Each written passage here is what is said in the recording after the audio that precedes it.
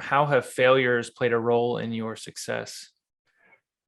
Yeah, and here's what's funny is I'm going to go back to baseball on this one, and I remember sitting at a field in Joplin, and there were tryouts for Team USA, the junior national team, and I had already been drafted by Tampa Bay, and the national cross-checking scout came to Joplin to watch me pitch.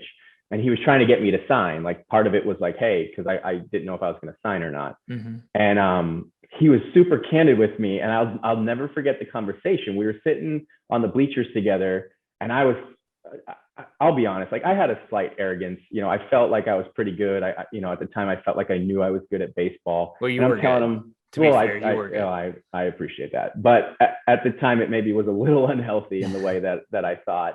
But I remember he just looked at me and he's like, where are your strengths? And I told him, and I was like, hey, and I turned the question back on him. And I was like, do you feel like I have any weaknesses? Because I was just kind of curious. And he goes, your biggest weakness is I've not seen you fail. Mm. And I said, what do you mean? He said, I've watched your high school career. And he said, especially your senior year. And he said, it's been mostly success, success, success.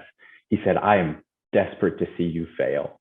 And I was like, what is this? This guy's trying to get me to sign. He's the national scout and he's telling me he wants me to fail. But I look back now and I'm like, I get it because your character is revealed in failure. And he was basically saying, you have talent, but I don't know what your character is yet. I've not seen you flame tested, if you will. And so for me, again, baseball, there was a lot of successes, but I think towards the end when I got sick and when I started to have some injuries and things of that nature, that's when the failures really came. Mm-hmm. And I think for me, it was hard. It wasn't easy because I hadn't failed to that level at that point. And so I'll be honest, like it changed my person. It changed who I was. I mean, I think arrogance was replaced with humility. The interesting part about it is I feel like, humility isn't self-deprecation. It's not, I'm terrible, I'm awful. Mm-hmm.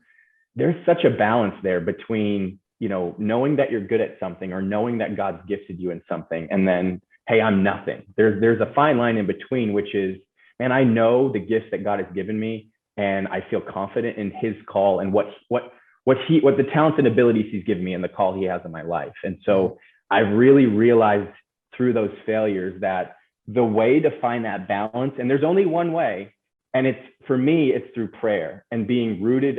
You're going to hear me talk about faith. It's a big part of what I am, what I do. I really feel like that pendulum swings too far one way or the other if you're not in prayer and in the word and rooted in God. And I joke sometimes that if you see an athlete, if you see him on the podium somewhere and they're asking him, hey, how'd you feel like you did today? And he says things like, oh, my teammates were great. And, my offensive line was awesome. I promise you that most athletes in the back of their mind are thinking, I'm pretty awesome. Like, yeah, I'm really good at this, but I can't say that. Like, I gotta say the right things. And so, it's not easy to find that balance, but really, I think that's one of the biggest things I learned through the failures through baseball is it's not one extreme or the other. There's a happy medium, if you will. Mm-hmm. Yeah.